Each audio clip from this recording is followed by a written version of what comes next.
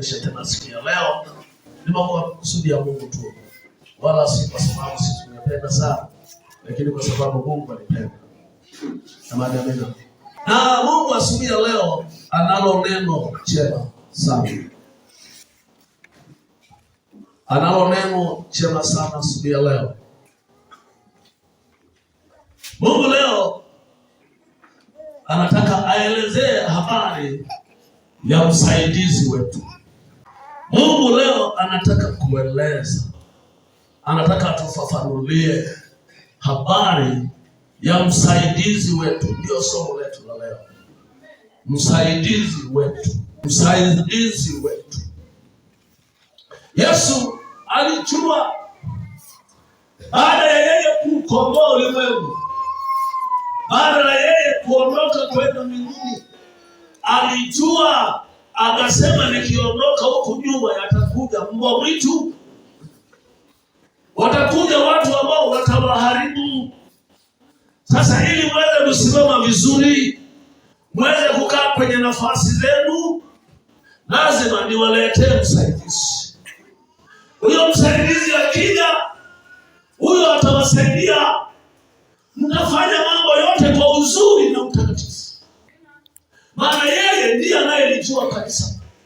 Jamani, haleluya. Yesu anasema sitawaacha ninyi yatima, bali nitawaletea msaidizi. Yaani Mungu alikuwa tokea mwanzo wa uumbaji. Hata alipomuumba tu Adamu, akasema mtu huyu nimeona sio mema. Kwa hiyo Mungu anamfahamu mwanadamu tokea mwanzo mpaka mwisho wake. Yaani Mungu anamfahamu mwanadamu tokea mwanzo wake mpaka mwisho wake. Anafahamu mwisho. Kwa leo, lakini kabla hajafika mwisho, anatakiwa afanyiwe nini? Asaidiwe nini ili aweze kufikia mwisho vizuri? Amina. Ndilo Mungu anataka azungumze asubuhi leo. Msaidizi wetu. Naomba tusome kitabu cha Yohana sura ya 16. Wasomaji mkae vizuri. Yohana 16 mstari wa 5 hadi ule mstari wa 13. Ningependa wasomaji wa kusoma haraka kwa sasa. Msaidizi wetu. Anasema, lakini sasa mimi naenda zangu kwake yeye alinipeleka, wala hakuna mmoja wenu ananiulizaye unakwenda wapi? Ila kwa sababu nimewaambia hayo, huzuni imejaa mioyoni mwenu. Lakini mimi nawaambia iliyo kweli, yawafaa ninyi mimi niondoke. Kwa maana mimi nisipoondoka, huyo msaidizi hatakuja kwenu, bali mimi nikienda zangu nitampeleka kwenu. Naye akiisha kuja, huyo atauhakikisha ulimwengu kwa habari ya dhambi na haki na hukumu. Endelea mpaka 13. Kwa habari ya dhambi, kwa sababu hawaniamini mimi. Tarudia. Kwa habari ya dhambi, kwa sababu hawaniamini mimi. Kwa habari ya haki, kwa sababu mimi naenda zangu kwa Baba, wala hamnioni tena. Kwa habari ya hukumu, kwa sababu yule mkuu wa ulimwengu huu amekwisha kuhukumiwa. Hata bado nikali ninayo mengi ya kuambia, lakini hamwezi kuyastahimili hivi sasa. Lakini yeye atakapokuja, huyo Roho wa kweli, atawaongoza watie kwenye kweli yote. Kwa maana hata nena kwa shauri lake mwenyewe, lakini yote atakayosikia atayanena, na mambo yajayo atawapasha habari yake. Lakini wakati wanataka kuondoka, akawaambia msiondoke kwanza, maana hamjapata msaidizi yule ambaye atawasaidia kwenda huko duniani. Huko ulimwenguni kote hamjapata mtu wa kuwasaidia. Msubiri mpaka mpate mtu wa kuwasaidia. Amani, haleluya. Akawaambia msubiri mpate msaidizi. Ninyi wenyewe tu hamwezi. Kwa ujanja hamtaweza. Hata kama mtaamka mnaonekana mna majasiri, hamtaweza. Maana Mungu alishaona wana ujanja. Petro hakutumia ujanja, aliamua kumkata mtu sikio. Wale kwa ujanja wa akili, haikuwa katika roho. Aliambiwa hivi, mimi sitawe kwa mabanga, lakini wakati akamfyeka sikio pa. Wakati amemtega sikio, Yesu akalichukua akapuliza fuko, akalirudisha hapo, akaendelea, akajua nini mna shida. Mna udhaifu wenu. Kwa hiyo aliwaona tokea mwanzo. Na ndio maana aliwazuia tokea mwanzo. Bado msiondoke mpaka mpate msaidizi. Msiondoke mpaka mpate msaidizi. Hata kunielewa, hamtanielewa mpaka mpate msaidizi. Yesu anasema, huyo msaidizi atakapokuja ndiye anayeweza kuhubiri habari ya dhambi. Leo wanakuwa dhambi kama wanakuwa nasi. Wanaona sawa. Tena nasema nani aliyeniona? Lakini akija huyo msaidizi, yule hafundishwi, maana nasema atakuwa anakaa ndani yetu. Mtu anataka kuja kanisani, hajisikii vibaya, maana yule msaidizi hayupo. Anaendelea na shughuli zake.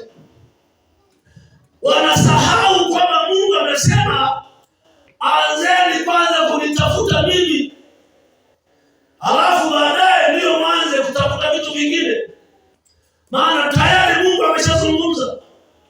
Amesema msisumbukie maisha, mle nini wala mvae nini. Lakini watu wameacha kusikiliza habari ya Mungu. Maana kwa habari ya dhambi, Mungu ndiye anaweza kukuambia hii hapo umefanya kosa. Lakini kwa ujanja unasema nimekosea wapi sasa? Sitakosea. Ole. Pasipo huyo roho, Yesu anasema, huyo ndiye atakayewaambia habari ya dhambi, atakwambia kwamba hii hapana. Hii sio sawa. Haujakaa sawa sawa. Tangaza mkesha watu, yaani wala hawashtuki. Hakuna mtu anayeshtuka kwa mkesha. Mwaka umeisha, mtu hajakesha kanisani hapa. Ukesha lazima uzauje kanisa. Ukesha maana yake ni kutembea ukiwa unamtafakari. Ni wale watu si.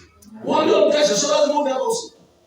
Lakini unapotembea ukiwa mtaani, Mungu anakuwa anazungumza nao kwa kukesha. Baba, hili unalofanya liko sawa sawa. Unaendelea kukesha kumwangalia Mungu. Ile watu wanataka na kwa sababu wana msaidizi, wanajua wako sawa tu. Biblia inasema kwa mchungaji wakawa sawa tu. Yaani hakuna kuhukumiwa, wanakuyana tu. Wanakwenda kama wanavyotaka wao. Kwa habari ya haki, watu wengi sana wanakosoa. Biblia inasema mwenye haki wangu ataishi kwa imani. Akisita sina furaha. Watu wanasaidia. Haki, wewe kwambie, Biblia tunaposema haki maana yake ni kuyashika maagizo yote ambayo Mungu ameagiza. Hiyo ndio yote ya mamlaka iliyo kuu. Kuyashika maagizo. Unaanza kukaribia. Kuyashika maagizo ya mamlaka iliyo kuu. Lakini watu wamefika mahali wamepingana hata na Mungu mwenyewe. Maana hawana msaidizi. Wamepingana na Mungu mwenyewe. Mungu anasema, hiyo zaka uliotoa sawa sawa. Lakini Mungu nina mapungufu. Niliona nichukue tu hata kidogo angalau nijilinde. Yatimiza. Lakini Mungu wale lazima nenda kwenye ibada. Mbona kama unafanya ibada? Biblia inasema msiache kukusanyika kama ilivyo desturi yenu. Mmoja alishuhudia na Filipo. Alipoona yale matendo makubwa ambayo ambayo sisi kama kanisa tunayotenda huko duniani. Akasema naomba na mimi niwape hela ili mnipe huo uwezo wa kufanya miujiza. Akaambiwa, wewe potelea mbali na pesa yako. Maana habari za Mungu hazitendi kwa sababu watu wana hela. Ingekuwa hivyo bwana matajiri wangehubiri injili. Wenye hela wenye viwanda bwana wangesema. Lakini Mungu hawatumia, haangalii pesa. Mungu anaangalia mtu aliyemteua, anayemsikiliza, anayemuelewa Mungu anazungumza nini, ameshika haki ya Mungu. Ndio Mungu anamwangalia. Maana sikiliza, hakika nakwambia hata ukipata pesa kesho ukiondoka hutaondoka na pesa. Ndio maana Mungu anasema utafuteni kwanza ufalme wangu na haki yangu, mengine yote mtapewa kama ziada. Kanisa leo limepotea, nataka kuhubiriwa habari ya mafanikio, au utajenga nyumba, utanunua gari, utaoa mke mzuri, utaolewa na tajiri. Hapo ndipo sasa masikia na sasa. Hawaelewi hata yule atakayekuwa baadaye atakufa. Hata yule utakayemuoa baadaye atakufa. Maana Biblia inasema kuna kutangulia. Ukitanguliwa maana umefunguliwa utafuta mwanamke mwingine au mke mwingine.